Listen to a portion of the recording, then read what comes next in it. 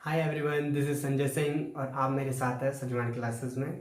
आज हम डिस्कस करने वाले हैं नोमेनक्लेचर ऑफ ऑर्गेनिक कंपाउंड। जिस किसी को भी IUPAC नोमेनक्लेचर में कोई दिक्कत आती है उसके लिए ये बेसिक स्टेप्स हैं। ये क्लास 10th के एक चैप्टर से रिलेटेड है, आपका chapter number 4 carbon and its compound. वहाँ से आपका नोमेनक्लेचर शुरू होता है, ठीक है। और नोमेनक्लेचर बेसिकली आपका हायर क्लासेस में 11th 12th BSc लगभग हर जगह आ जाता है ऑर्गेनिक कंपाउंड के रेफरेंस में। तो आइए हम इस पर डिस्कस करते हैं, क्योंकि ये लेक्चर आपका आगे भी हेल्प करने वाला है, ठीक है। तो गाइस, हमारा सबसे पहले दो रूल आते हैं नोमेनक्लेचर ऑफ ऑर्गेनिक कंपाउंड के। पहला आता है लॉन्गेस्ट चेन का रूल और दूसरा आता है लोएस्ट ग्रुप का रूल, ठीक है। According to longest chain rule हमारा क्या होता है कि हमें किसी भी ऑर्गेनिक कंपाउंड में कार्बन की वो चेन सेलेक्ट करनी होती है जो सबसे लंबी हो सकता है उसमें एक से ज़्यादा चेन हो, दो तीन कितनी भी चेन हो सकती हैं। तो आप उस चेन को सेलेक्ट करोगे जो सबसे लंबी हो, ठीक है। और फिर उसके अकॉर्डिंग आप कार्बन नंबर काउंट करोगे और कार्बन नंबर को नेमिंग दोगे, ठीक। दूसरा रूल आता है आपका लोएस्ट ग्रुप रूल। अगर कभी भी आपके किसी कार्बन चेन में कोई साइड ग्रुप या कोई आपका रिएक्टिंग ग्रुप लगा हुआ है, ठीक है, तो आप उसे क्या रखोगे, लोएस्ट नंबर पे रखोगे। आप चेन की काउंटिंग लॉन्गेस्ट चेन जो होगी उस साइड से करोगे जिस साइड से आपका कार्बन का चेन का साइड ग्रुप सबसे नज़दीक पड़े, ठीक है। तो ये दोनों रूल हमारे लगते हैं। हम इन दोनों रूलों के according nomenclature of organic compound discuss करेंगे, ठीक। आइए चलो कुछ एग्जाम्पल पे देख लेते हैं। चलिए, हमारे पास दो क्वेश्चन है हमारे, पहला और दूसरा। इससे पहले हमने यहाँ पे समराइज कर लिया है आपका वर्ड रूट की कितने कार्बन होंगे तो हम क्या लिखेंगे, और दूसरा आपका सफिक्स कौन सा बॉन्ड होगा तो सफिक्स क्या लगेगा, हम इसको पहले से लिख चुके हैं। अब देखिए हम इन चीज़ों पे आते हैं वापस कि अगर हमारे जो क्वेश्चन है उसके हिसाब से हम क्या लिखेंगे। तो सबसे पहले आप इसमें कार्बन नंबर काउंट कर लीजिए। आपका total number of carbon that 1 2 3 4, आपके पास 1 2 3 4 चार कार्बन है, सारे हाइड्रोजन हैं और आपको कोई भी सिंगल बॉन्ड और डबल बॉन्ड नहीं दिख रहा, सारे के सारे सिंगल बॉन्ड है, ठीक है। तो देखिए चार कार्बन है, 1 2 3 4, चार कार्बन पे हमारा क्या लिखा है यहाँ पे, ब्यूट, ठीक है। अब आपका क्या आता है, एन आता है सारे सिंगल बॉन्ड के लिए। सारे सिंगल बॉन्ड है, कार्बन कार्बन के बीच में सिंगल बॉन्ड है, कोई डबल बॉन्ड नहीं है, तो आपका आएगा ब्यूट और एन, ठीक है। या आप इसे लिख सकते हैं ऐसे, ब्यूट प्लस एन, क्योंकि ये तो आपका वर्ड रूट है मेन और ये आपका सफिक्स है एन, तो इसका पूरा नाम हो जाएगा ब्यूटेन, ठीक है।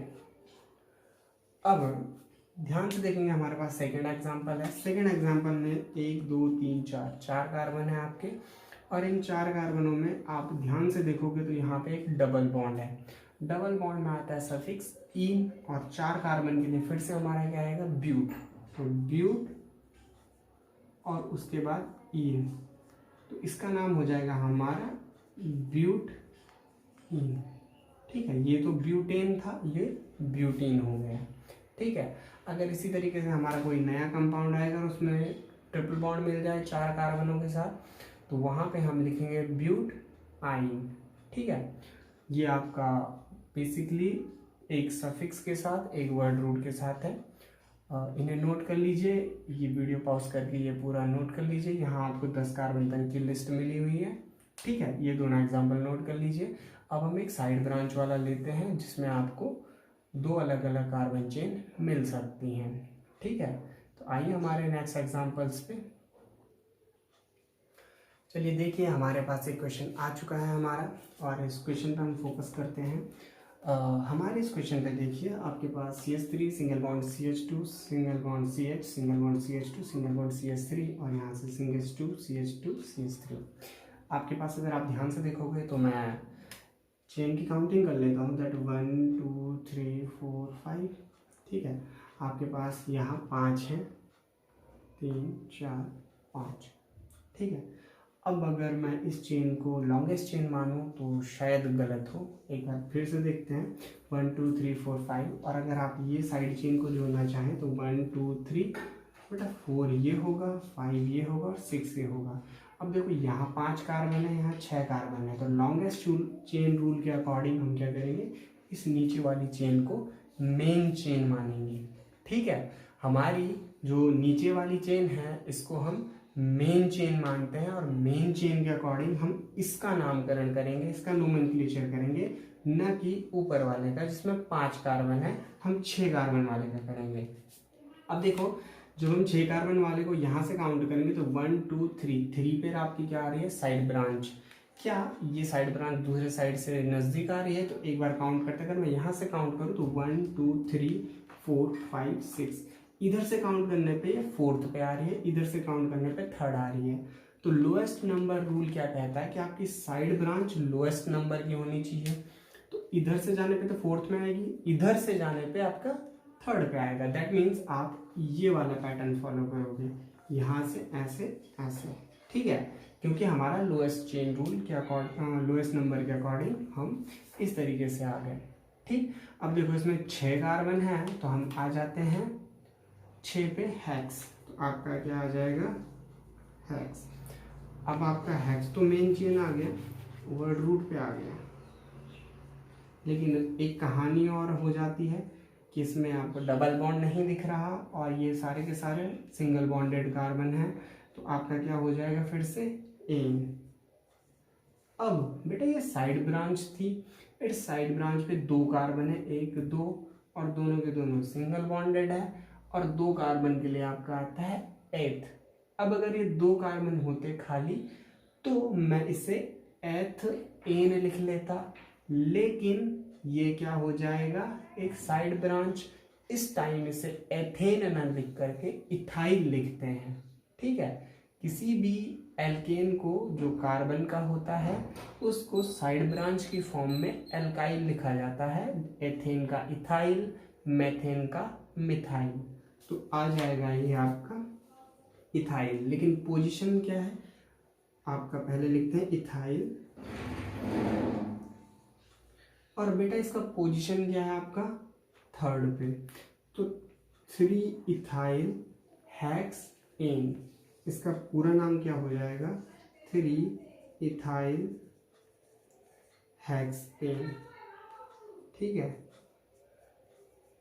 AN। अब इसको लिखने का तरीका क्या है कि जब भी आप नोमेनक्लेचर लिखते हो तो पूरी एक लाइन में लिख लिया करो इसे, ठीक है, इसे पूरा एक लाइन में लिख लिया कीजिए, ठीक, ये पूरा एक लाइन में आ जाना चाहिए। तो इसका नाम क्या हो जाएगा, 3 इथाइल हेक्स एन, तो 3 इथाइल हेक्सेन हमने इसका पूरा नाम लिख लिया है। आप इसे नोट कर लीजिए, मैं आपको कुछ क्वेश्चन देता हूँ, हो सकता है आप उसको बहुत अच्छे से करेंगे तो उन्हें ट्राई कीजिएगा, ठीक है। तो आई होप आपने सब कुछ नोट कर लिया होगा। नेक्स्ट आपके लिए 3 क्वेश्चन दे रखे हैं, आप इन्हें ट्राई कीजिएगा बहुत अच्छे से, और आई होप सो आप इन्हें आराम से कंप्लीट कर सकते हैं, ठीक है। बाकी अगर कोई भी क्वेश्चन हो तो आप उसे कमेंट कर सकते हैं, हम उसका आंसर ज़रूर देंगे। और अगर चैनल पसंद आया, ये वीडियो आपको अच्छा लगा तो लाइक शेयर और सब्सक्राइब जरूर कीजिएगा। उन लोगों को जिनको नोमेनक्लेचर में प्रॉब्लम होती है बेसिक में, आप उन्हें ये वीडियो सजेस्ट कर सकते हैं, उनका जो भी प्रॉब्लम होगा वो क्लियर हो जाएगा, ठीक है। तब तक के लिए मिलते हैं अगली क्लास में, बाय बाय।